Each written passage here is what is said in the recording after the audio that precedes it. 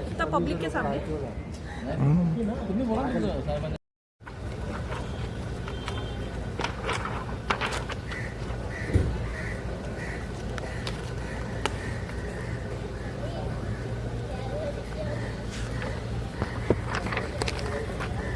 आज माझा 10 वर्षापासून अनुभव आहे।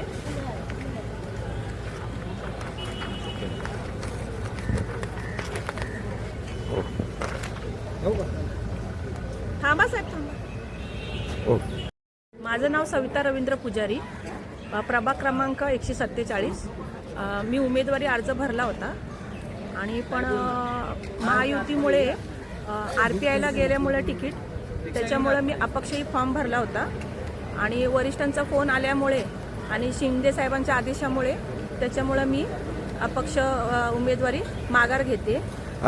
मी भारतीय कामगार संघटना जी उंबरठामध्ये शिवसेना उंबरठामध्ये उद्धव साहेबांची होती त्या संघटनेमध्ये मी महिला अध्यक्ष आहे। मग कामगारांचे प्रश्न सोडवायचं आणि त्यांच्या तळागाळात जाऊन भरपूर कामं केलेले आहेत। एक महिला म्हणून, घरगुती महिला म्हणून मी सगळ्यांच्या घरामध्ये सुखदुःख वाटलेला आहे आणि माझा हा कामाचा अहवाल आहे। हा माझा सर्व कामाचा अहवाल आहे। मी असं नाही आहे की कुठलं काम केलेलं नाही आहे, मी असं कुठलं काम रक्तदान घेतलेलं आहे, मुलांसाठी स्पर्धा घेतलेल्या आहेत, क्रिकेट स्पर्धा घेतलेल्या आहेत। तुम्हाला सांगते शाळेचे ॲडमिशन वगैरे ते त्यासाठी काम केलेलं आहे। कुणाचं काम रखडलं असेल, पोलीस स्टेशनमध्ये प्रॉब्लेम असेल ते काम सॉल्व केलेलं आहे आणि जेवढे माझ्याकडून होतात ना मी तेवढे भरपूर कामं केले। आज मला 12 वर्ष झाली, पण अचानक माझ्यापर्यंत होतं तिकीट, पण ते RPIला गेलं, पण त्याच्यामुळं मला खूप त्रास झाला त्या गोष्टीचा, मी खूप रडले। पण आता महायुतीमुळे मराठी माणूस महापौर बसवायचा आहे म्हणून मी त्यांना पाठिंबा देण्यासाठी मी अपक्ष जी उमेदवारी घेतली होती त्यासाठी मी माघार घेते। 10-12 वर्ष झाले उंबरठा उद्धव साहेबांच्या शिवसेनेमध्ये 10 वर्ष काम केले।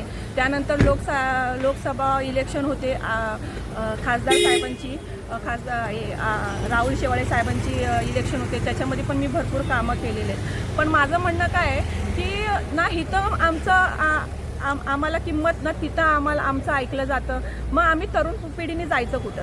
तर शिंदे साहेबांना आम्हाला हेच सांगायचं आहे की तरुण पिढीला पुढची संधी द्या, काहीतरी असं करा की तरुण पिढी पुढे येऊन सगळे समाजासाठी कार्य करण्यासाठी तत्पर राहणार आणि पुढे समाजासाठी चांगली कामं करणार, चांगलं नेतृत्व घडून आणणार। त्याच्यामुळं मी विनंती करते की आमच्याकडे लक्ष दिलं पाहिजे, कारण आम्ही पण आता दुखावलं गेलेलं आहेत ना, इथं आम्हाला संधी ना तिकडं आम्हाला संधी, मग आम्ही करायचं काय तरुण पिढीने? तर सगळंच कानाडोळा केला तर नाही चालत ना असं, त्याच्यामुळं आमच्याकडे लक्ष द्यावं हीच माझी विनंती आहे। मॅडम असं फिरत मॅडम वडील आमचे चांगले मित्र आहेत। या ना बाळासाहेब साहेब बोलले तुमची आहे मदत करा। अधिकारी आता यावंच लागेल, महापौर बसवायचं आहे ना मराठी माणूस।